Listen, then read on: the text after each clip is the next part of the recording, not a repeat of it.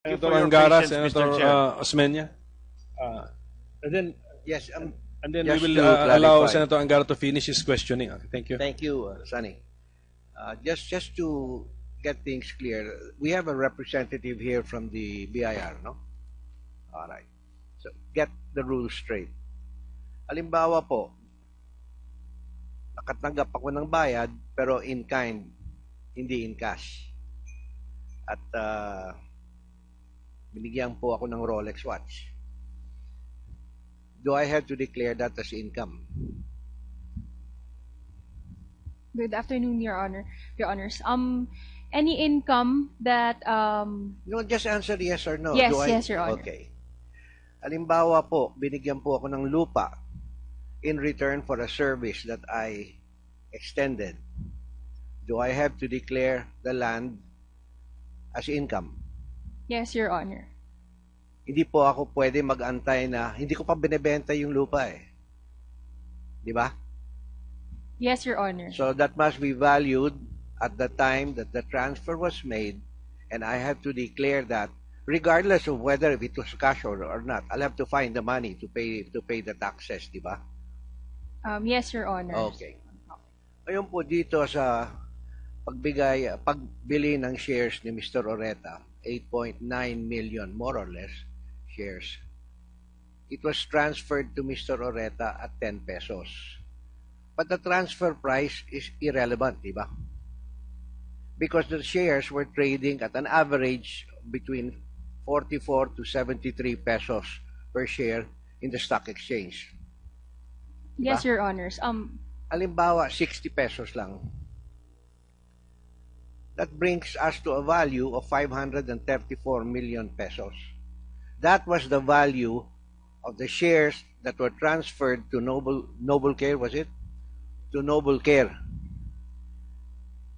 So, hindi pwede sabihin ng Noble Care, hindi ko pa binibenta eh. In other words, Noble Care should have reported the 534 million, gawin na natin 500 million as income. Yes, Your Honor. And pay the taxes Yes, thereon they should in have that year. declared Diba? that again. Yes, Your Honor. All right. Mr. Oreta, earlier I heard you argue that you had not yet sold the shares Yes, sir. and that you do not owe income thereon. Yes, sir. Suppose I gave you 100,000 shares of Meralco. How much is Meralco today? 270. Or 1 million shares of Meralco worth 270 million pesos because you did a service for me. Can you now claim that you don't have to declare that as income until you sell the Meralco shares? To my mind, unless I sell, Yes, Mr. the Meralco Oreta, you're shares. wrong, and I think you know you're wrong. But anyway, we'll let the BIR take care of that particular problem. But in any case, I have another question related to that. When Alphaland issued shares at 10 pesos a share while it was trading at 60 pesos, would that not be a violation of its fiduciary responsibility to its shareholders? Mr. Ongpin, perhaps I'm you not can gonna- respond. No, Mr. Senator, it would not be. In fact, the numbers that being bandied around here are simply incorrect. Those trading values were several years ago. At the time that Di we po. were suspended for trading, Alphaland shares were, as a matter of fact, trading at 17 pesos 50 centavos, not nowhere near 60. I wish they were, but they were not. All Now, right. today we are not listed. We have just released our audited financial statements. The net book value per share of Alphaland is 24.60, 24 pesos 60. And at the time that those shares were issued by the corporation to Mr. Oreta, there were many transactions that were undertaken by Alphaland at 10 pesos. Allow me to interrupt you, Mr. Ongpin, because I just asked a simple question. Now, you're saying that the value today is 24 pesos. When you were last traded, it was 16 pesos. That is not 17, Mr. 17. Chairman. That is irrelevant. I'm talking about the value when it was transferred to Noble Care.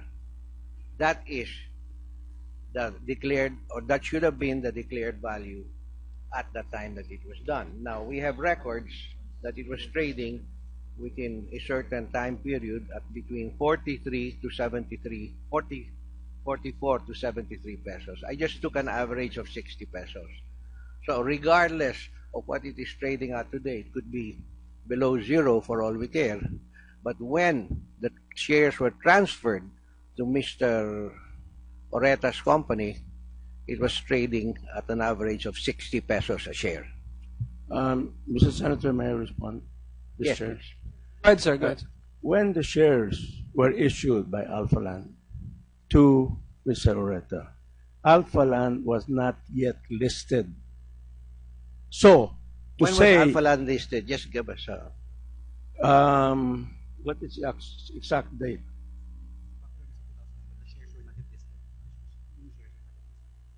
The shares that were issued were from primary shares, meaning to say that they were owned by the corporation. And we were selling those. No. You said it was not yet listed. So we will It was not listed. That's why we valued it at the at 10 pesos. As where all Or you of the mean to shares. say there were unissued shares? They were from unissued, yes. Primary issues. Yes, From- they were not yet issued. They were not secondary shares All right. that were trading on the exchange. Yes, and that's how companies make money. Mr. Ongpin, come on, don't give us this song and dance. If I want to raise money and I own Ayala and I issue new stock, I will sell it at the market rate. I'm not going to sell it at par value.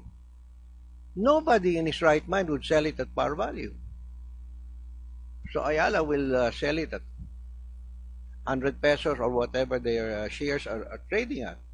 They would be violating, if they did that, if they sold it at 10 pesos or whatever their par value is, they would be violating their fiduciary responsibility to millions of shareholders.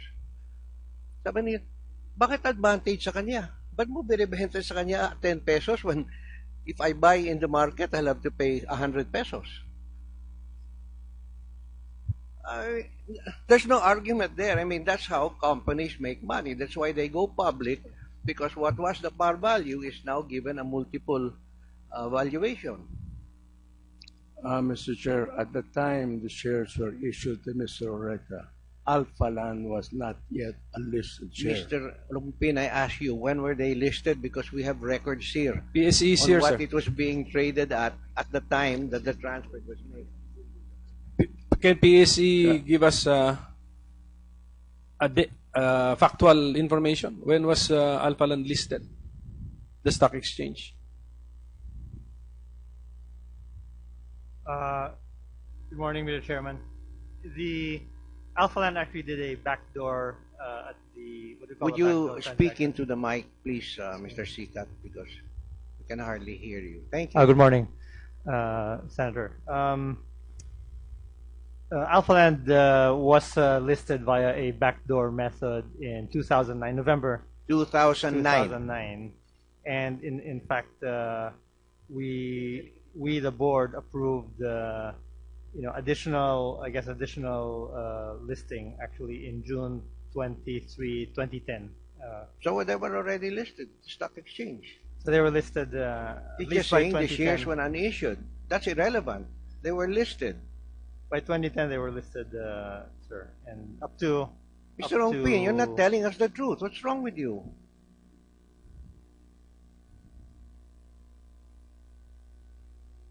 Anyway, we'd like the BIR to look into that because obviously Noble Care got X amount of shares at a cheap price when the actual value was something else, 5 or 6 times more.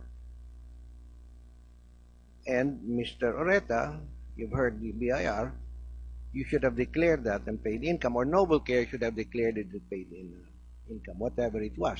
Now, please tell us the origins of Noble Care, Mr. Oreta. Senator Osmena, before you proceed to another subject matter, can we allow Senator Angara to finish his Certainly. questioning? Thank Senator Angara is once again recognized. Thank you, Mr. Chair. Just to pursue maybe some of yung mga natanong na. Balik tayo sa Boy Scouts. I think yung huling tanong ko sa iyo was tungkol dun sa podium, no? Yung podium, isang floor ang hawak niyo doon. Isang floor. Magkano ang valuation niyo doon? Kasi may valuation ang mga taga Alphaland. I'd like to know, are you relying on their valuation? If I'm not mistaken, per the latest valuation that we got, because they're the developer po eh. Oo nga. Kami yung partner lamang. So, pero we would dahil like to...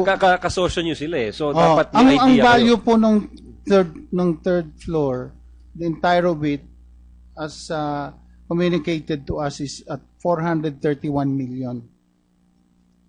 Kayong gumawa ng valuation na yon. Hindi po. Yun po yung, kasi hiningi nga po namin sa kanila. And therefore, Pero hindi it is yeah. our responsibility You have a as well. responsibility to Yes, verify yes. the valuation, Yes. diba? Oh. So And we will do that. Can you let me finish first before you Sige po. answer? Yung 431 million, verify nyo ba kung tama yung valuation? Po namin bine-verify po. Why not? Is that not your duty to verify? Precisely, we will do that po. So ano pang hawak nyo bukod sa kabuuan ng third floor? Ano pang masasabi nyo yung asset ng BSP ngayon? Yung magiging share nga po namin doon sa 3 towers. Which is what? At saka yung Kasi share sa ngayon, namin. hindi pa natin ma-picture, kumbaga eh. Ang alam lang natin, may 15% kayo. But what actually is that 15%? May narinig akong mga parking slots kanina. Opo, 15% din po kami doon. So bukod nga doon sa ano yung 15% na yon? Ano yon? Ayun po yung units doon sa... Ilan units? Ilang square meters? I don't have the... Let me see if I have the figures here right now.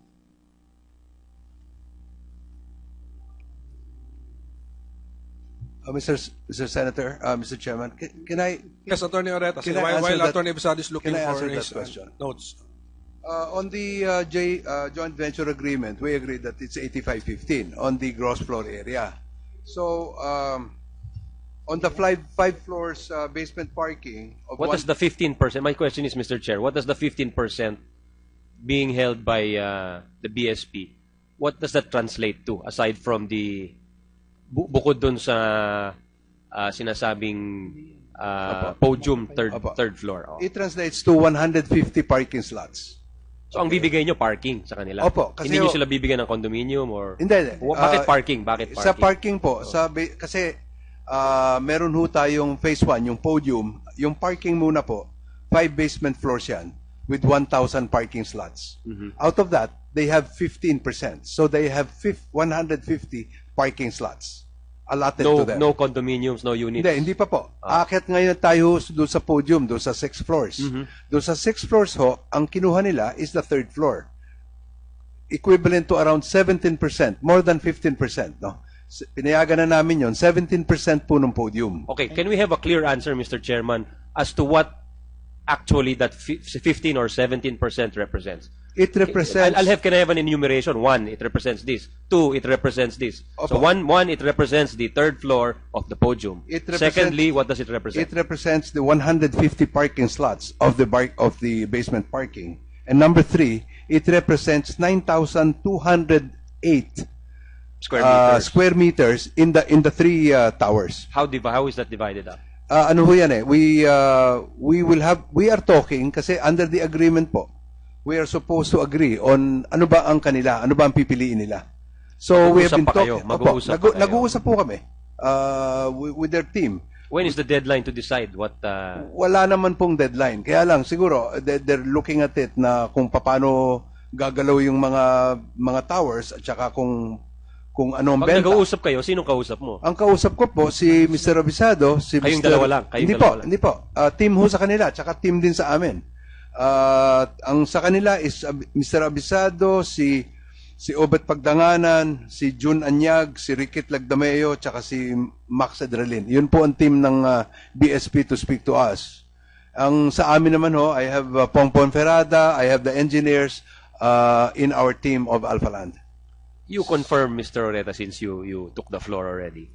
You confirm that BSP, there is no restriction on BSP's rights to alienate or to rent, lease, or otherwise dispose of its interest. Nothing, sir. At any time whatsoever. Nothing, sir. As a matter of fact, we are helping them. There's nothing in the contract. Nothing in the contract, and we're helping them rent out their third floor. But do you charge a fee? Baka naman malaki yung Hindi fee po. na sinacharge Wala po nyo. kaming sinacharge. Gratis ito, more. Okay.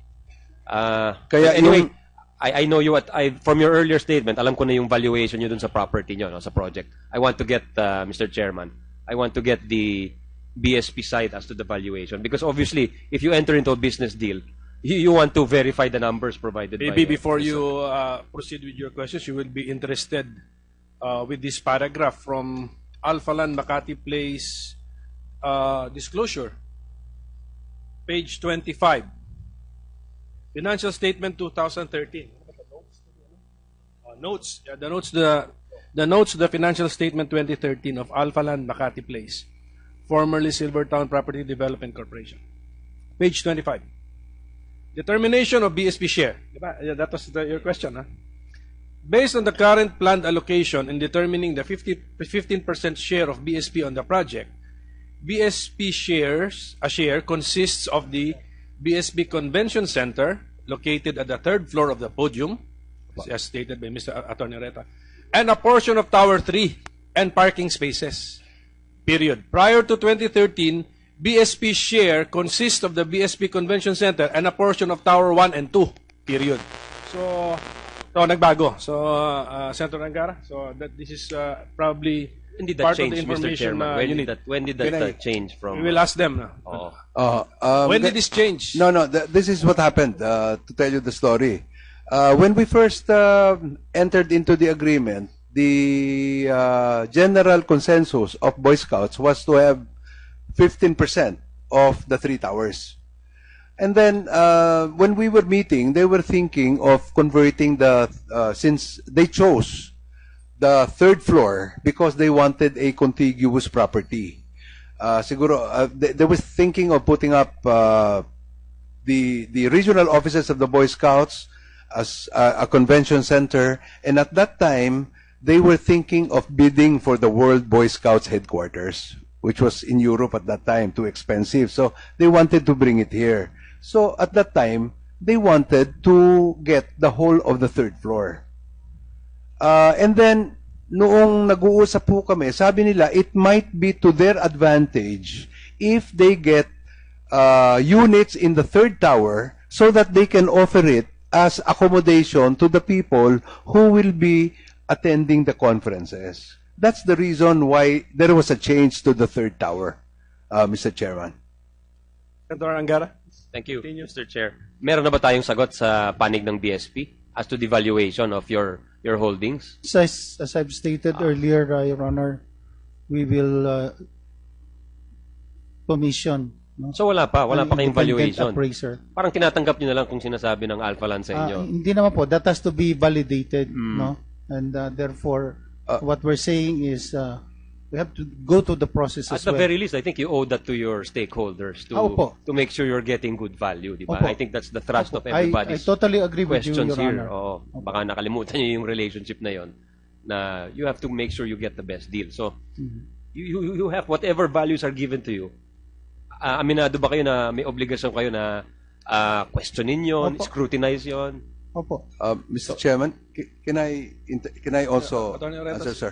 On those valuation, for example, the third floor, we're not picking getting figures from thin air. We have valuation to support our claim. For example, the third floor is right now valued at appraised at 200,000 per square meter, and we have that appraisal. That's why these are the basis for our valuation. We're not valuing it ourselves, Mr. Chairman. We're getting independent appraisers. Yes, but we know how these appraisers sometimes work, Mr. Oreta, Mr. Chairman. they tend to be favorable towards the one paying for the appraisal. I mean, not to question the integrity of that profession at all, Mr. Chairman. But I mean, the way things work, it's just the way credit ratings work. That's why credit ratings agencies in the U.S. were fined, because they were giving favorable credit ratings to those who are asking for the favorable credit ratings. Anyway, that's an unnecessary aside, Mr. Chair. I just wanted to remind the BSP as to their obligation to their stakeholders. You must be sure when in your decision-making process, you always have that their interest at heart. Anyway, pursue ko yung point ni Senator Alan kanina. Kailangan kapos ba ng pera ang BSP? Anong state ng financials nyo ngayon? Hindi naman po. Right now, we have over 100 million in the bank. In cash? Opo, in cash. Okay. So, does that include the 7 million paid as rentals? Opo, of late. So, may 93 million kayo as of what date? As of February 12, if I'm not mistaken, Mr. Chairman. February 11, Mr. Chairman. In fact, I have the figures here. We are right now maintaining our accounts with Land Bank, Philippine National Bank, Philippine Postal Savings Bank, and Development Bank. That's okay. It's okay. I don't need to know the accounts. No? Pero ang tanong, nakukuha ba yan ng Boy Scouts? Pag may jamboree, pag may lakad, maluwang ba kayo? Baka naman. Hindi po kami kumikita sa jamboree. Hindi, I did not say. Hindi kasi there's no statement na kumikita kayo. Ang tanong ko, hindi, pag kasi sinabi niyo po nakatulong ba kayo? Nakikita, nakukuha niyo ba yan sa mga jamboree? Hindi, wala akong sinabing. That's not my statement. Sige po, sabi ko, pag nagkaka-jamboree, nagbibigay ba kayo ng pera? For example, pag may pangangailangan ang Boy Scout, linawin ko lang, Mr. Chairman. Meron po kaming subsidy sa host council. Okay. So let's say in 2013, 2014, magkano ang dinisburse nyo for Boy Scout activities? Ang usual na budget po namin sa host council is 100 per boy.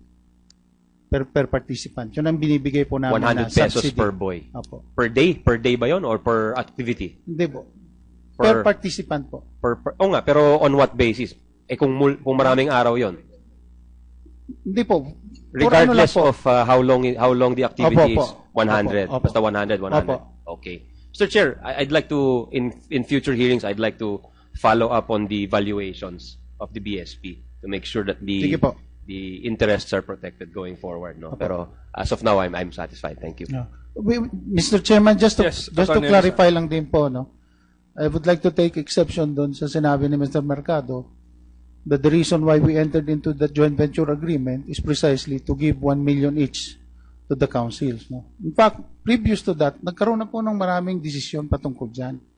If we sell the property, no, lamang dito ngayon sa decision ng 2008 na siya mismo ang nagpresenta sa annual council meeting, sinabi nga niya, i-invest natin.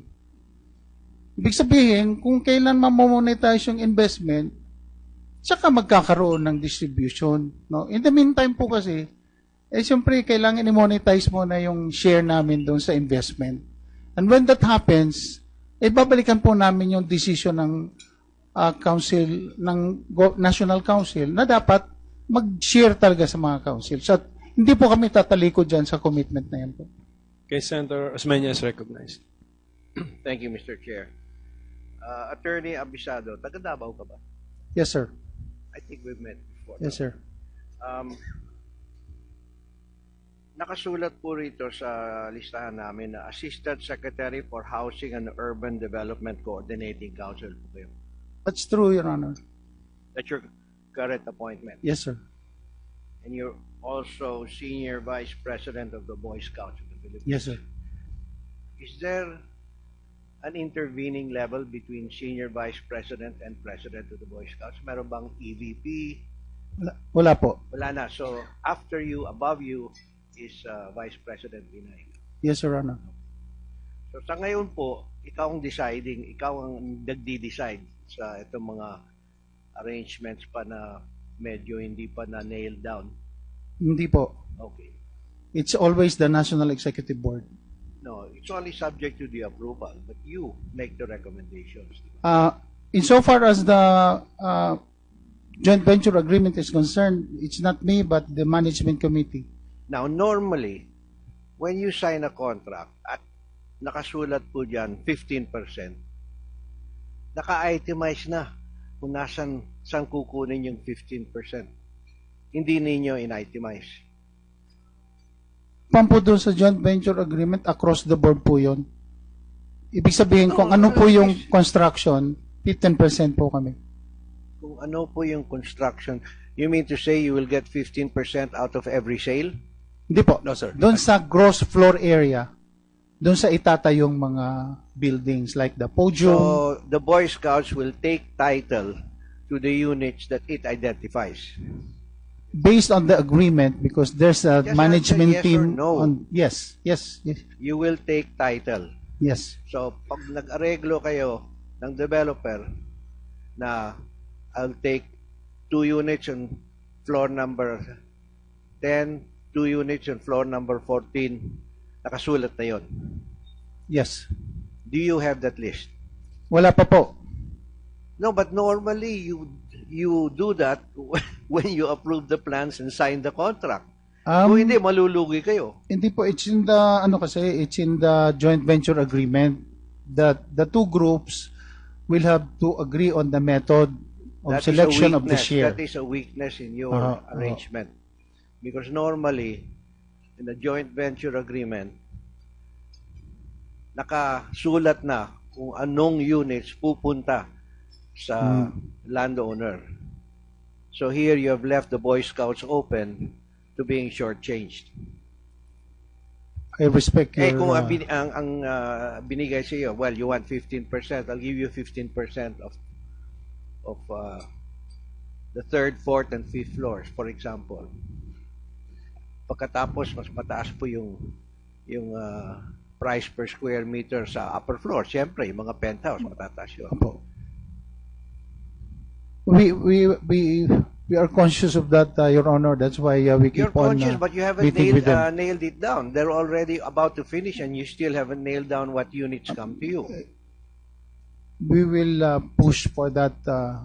You will push for it. Yes, because the Mr. building is Oreta. going to be finished by December. Yes, sir. These are normally laid down even when the contract signing is done. Why is there such a delay? No, the delay is not. What we agreed upon was that we were going to meet. Kasi at that time, sir, hindi nila alam kung anong kukunin nila. It was a moving target. So ang ginawa namin, we agreed that we were going to form a committee so that we would meet. Yeah, that's that already committee. 2 years. How long has your construction been going on? 2 years na yan, di ba? Mga 2 years na. Yeah. Pero we've been meeting eh. You've We've been meeting with the but committee. for goodness sake, this is something that you can finish in 1 week to 2 weeks. Hindi ho, kasi tinitingnan nila. Kasi nagkakaroon ho ng Anong changes titignan nila? May floor plan. There's so many units per floor. I want 1 unit on every floor. No, but it's not. Ano pa titignan dyan? No, it's not cast in stone. For example, at that time, we were discussing whether we would convert the third floor into a never hotel mind the or third whatever. floor. That's a No, very not the small third floor. part. The third tower into a hotel so that we can get a recurring income for that. So Therefore, they'll never get the cash because your third floor will not. Your third tower is not for sale. No, that's out of the. We are going to sell it now. We've decided that we are going to sell the third floor. We're going to convert it into condominiums, and we are going to sell it. You will sell the third tower. The third tower. Okay. All right, but up to now So, they haven't decided. no, we why have- will the Boy Scouts be only given units in the third tower? No, they will not be given. At that time, when we reported to the SEC, their direction was to have contiguous units because they wanted to offer it as accommodation to the conference attendees. Because they were supposed, Mr. Chairman, they were supposed to have a convention center on the third floor, including the offices of Wait a the minute. regional. Your original plan for the third tower was to rent it out. Wait, third floor po pinag-usapan natin. No, I'm talking about the third tower. Yes. Was to have it rented out so the company would enjoy recurring income. Yes. All right. So therefore, you are gonna have what? Big units there or small units? Hotel style or No, not hotel apartment style. Apartment type. So if they were apartment style, then you would be leasing this out for a substantial number of months, not on a Maybe week-to-week long term, basis. long stay. Yes. 2 years, 3 years, ganon. Yung regular sa... If we can rent it out, yes. All right. So how can they use it as a hotel? Because they can be allotted several. You mean they'll keep it vacant the whole time? No. They will have their own people coming in and out. So if they choose certain, Wait, do you have a convention on a weekly basis? I don't Or know. I is was it like- talking to them is it because like they have. once a year or No, it's not only the convention, sir. It's also the visiting Boy Scouts from all over the delegations. I think that's what they were telling me. I'm not privy to what they're doing. the Boy Scouts would maintain apartments and keep them also vacant when they're not used, just for visiting Boy Scout officials from all over the country. That's what they were thinking of before. Mr. Avisado?